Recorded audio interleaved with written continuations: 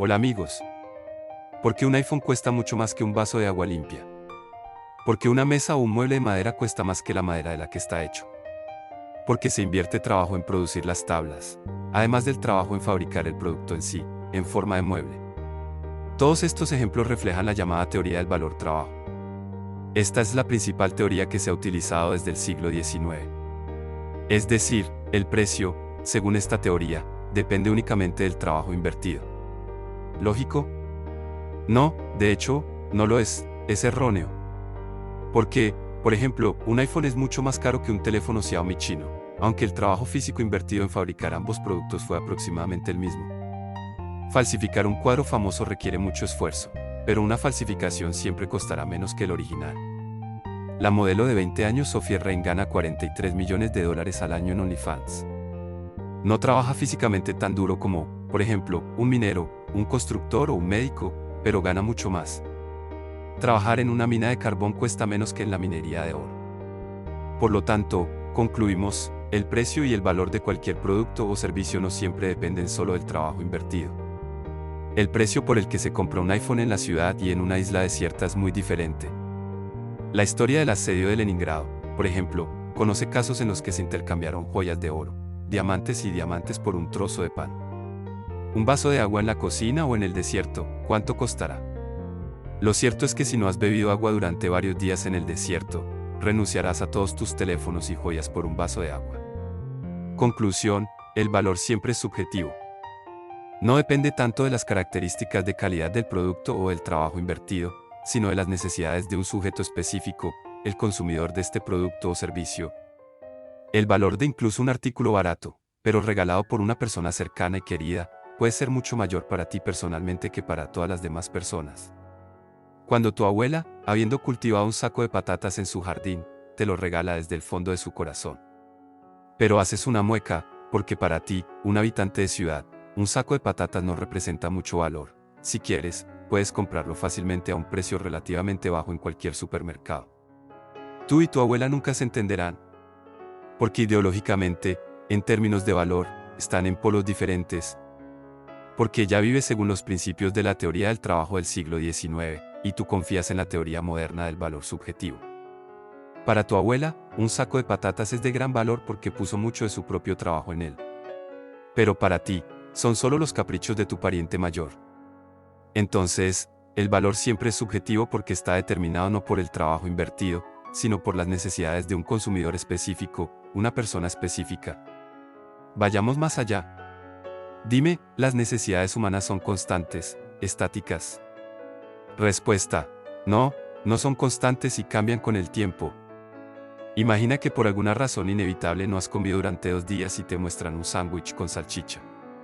Tienes hambre y comes este sándwich con placer. El beneficio para tu cuerpo de este primer sándwich será enorme porque tienes hambre. El cuerpo necesita reponer su energía y funciones plásticas. Comes el primer sándwich y el beneficio es muy grande. Te dan un segundo sándwich y también lo comes. También vuela perfectamente, está delicioso y ayuda a saciar tu hambre. El tercer sándwich y se produce cierta saciedad. El cuarto sándwich probablemente no sea necesario, pero aún así te lo comes a la fuerza. Y el quinto probablemente no quepa, solo te hará daño. Así, la utilidad del primer sándwich es enorme, la del quinto es cero, prácticamente no lo necesitas, puedes tirarlo. Y la utilidad de las unidades consumidas de bienes o servicios disminuye gradualmente. En este caso, la utilidad marginal ya se alcanzó con el tercer o cuarto sándwich. Eso es todo, entonces termina el beneficio y solo empieza el daño. O estás en el desierto y te dan un vaso de agua. O, con qué avidez lo bebes, qué bien te sentirás. El segundo vaso, también llegó bastante bien. El tercer vaso, ya estás borracho. El cuarto vaso de agua no es necesario, pero puedes beberlo por si acaso. Y esta es la utilidad marginal. Y el quinto vaso ya no es necesario, puedes verterlo en la arena o simplemente lavarte las manos con esta agua. Y si no estás en el desierto, sino en tu cocina, no tienes sed y bebes el primer vaso, la utilidad máxima se alcanza después del primer vaso. Y el segundo y tercer vaso ya no te sirven. Porque no hay necesidad, no estás listo para comprarlos. Con estos sencillos ejemplos, te muestro cómo funcionan los principios de la teoría económica moderna de las necesidades. La utilidad marginal no es un valor estático y cambia constantemente. Cuantas más unidades de un bien o servicio consumas, menos valor tendrán para ti. Las necesidades se dividen, a su vez, en necesidades de primer nivel, necesidades de segundo nivel, etc. Comer, beber, tener un lugar donde vivir, abrigarse, desplazarse, estos son ejemplos de necesidades de primer nivel. Para satisfacerlas, existen bienes de primer nivel, comida, agua, una casa o apartamento, una calefacción, un coche. Estas son las industrias en las que las necesidades de las personas son relativamente constantes. Y aquellas industrias en las que puedes invertir constantemente, en bienes raíces, en producción agrícola, en energía, en la extracción de minerales. Estas son las industrias más grandes. Pero, por ejemplo, invertir en empresas de bajo presupuesto, en tecnologías informáticas basadas en las necesidades de segundo y tercer nivel, ya son inversiones arriesgadas, porque cuanto mayor es el nivel de las necesidades humanas, mayor es su dinamismo, mayor la volatilidad y las subidas de precios. En resumen, es más fácil renunciar a un smartphone que al pan, al agua o a la calefacción. Por otro lado, la competencia en la producción de productos para satisfacer las necesidades básicas es mayor, los mercados ya están saturados. La constancia de las necesidades es diferente.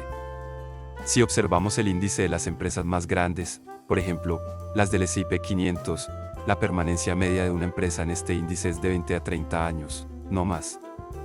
Y luego la empresa sale volando del índice. Por ejemplo, Kodak, que se centraba en la producción de películas y cámaras de película, tuvo éxito en su momento. Pero el progreso no se detuvo y perdieron la oportunidad de reconstruirse, perdieron su negocio. Otros ocuparon su lugar.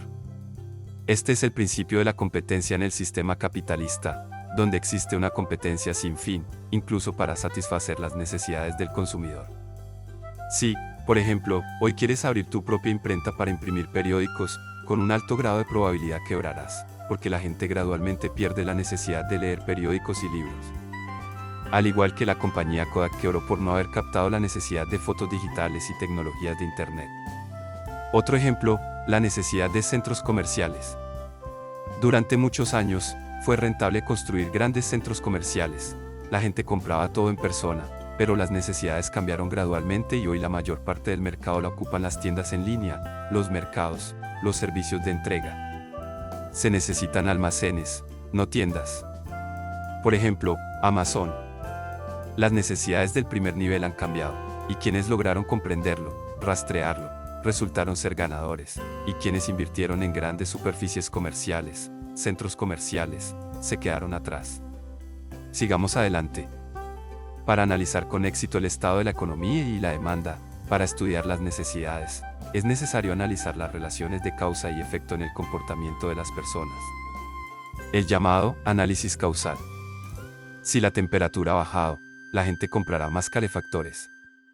Si la temperatura ha subido, comprarán ventiladores y aires acondicionados. Pero hace unos 100 o 200 años, existía un enfoque diferente de la economía. Intentaban explicarlo todo con fórmulas e interacciones sencillas. El primero que prestó atención a lo que yo mencionaba, a la teoría causal en economía, fue el economista austriaco Karl Menger. Fue el primero en explicar el comportamiento del consumidor, vinculando la economía con la psicología. El precio no se forma desde arriba, sino desde abajo, a partir de nuestras necesidades individuales y nuestro deseo de intercambio. Intercambiamos un producto o servicio por otro solo cuando creemos que recibiremos más beneficios de lo que adquirimos que de lo que damos. Imaginemos que una persona hipotética tiene muchas naranjas y otra muchas manzanas. La primera ya se ha saciado de naranjas y no quiere más. Esta persona tiene un indicador de utilidad marginal bajo, y la segunda se ha saciado de manzanas, pero con gusto intercambiaría algunas por naranjas. Quien regala sus naranjas y recibe manzanas a cambio valora subjetivamente más la manzana, porque aún no se ha saciado. Y quien recibe naranjas y regala manzanas, por el contrario, valora más las naranjas. Sin embargo, la valoración subjetiva del precio, valoración marginal, de estos dos sujetos es diferente, pero a un nivel de precios determinado las personas estarán de acuerdo y se producirá un trato. Un acuerdo siempre ocurre en el momento en que ambos creen que no se han equivocado, que les resulta rentable. Fíjense, cuando alguien compra esta o aquella acción, este o aquel activo en la bolsa, al mismo tiempo, alguien está feliz de deshacerse de ese activo y también lo considera rentable. Tomemos el ejemplo de los vendedores de manzanas en el mercado. En algún lugar de su mente, tienen un precio mínimo por el cual están dispuestos a vender sus productos. Por debajo de este precio, que se pudran, es una lástima por su trabajo. Pero el comprador también tiene en su cabeza un precio máximo que está dispuesto a pagar por comer manzanas. Y en la intersección de estos números, estos valores, se forma el precio de mercado y se cierra el acuerdo. Vas caminando por la calle, hace calor y quieres helado. Por el primer helado, estás dispuesto a pagar $3, porque es muy deseable para ti, tienes una alta utilidad marginal subjetiva. Por el segundo helado estás dispuesto a pagar $1, y por el tercero la utilidad marginal será tan baja que no lo necesitas gratis, ni lo comprarás por 50 centavos. Compras un inmueble, te gusta un apartamento y realmente lo necesitas en este momento. Pero el vendedor ha fijado un precio demasiado alto porque no tiene prisa por vender su apartamento, necesita el dinero menos de lo que tú necesitas su producto. No tiene prisa y simplemente alquilará su apartamento por ahora. Otra situación, si el vendedor necesita vender el apartamento urgentemente porque se muda a otra ciudad, entonces estará dispuesto a vendértelo incluso ligeramente por debajo del valor de mercado, con un descuento, porque necesita dinero urgentemente, tiene poco tiempo, su utilidad marginal es mucho menor que la del comprador. Si vendes agua en un desierto caluroso, la gente sedienta estará dispuesta a pagar cualquier cantidad por un vaso, y bajo un monopolio podrás fijar el precio más alto. Pero si el componente moral también se incluye en la determinación del precio, ¿cómo puedes dejar que la gente muera en el desierto y no darles agua si no tienen suficiente dinero? Es como si los taxistas subieran el precio de sus servicios si empieza a llover. La valoración también puede verse influenciada por la hostilidad personal entre el comprador y el vendedor, así como por muchos otros factores subjetivos.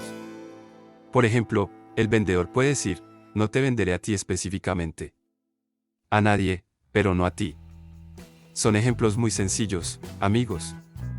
Espero que se aclare cómo se forman los precios en la economía de mercado, el capitalismo y la economía. Suscríbete a este canal.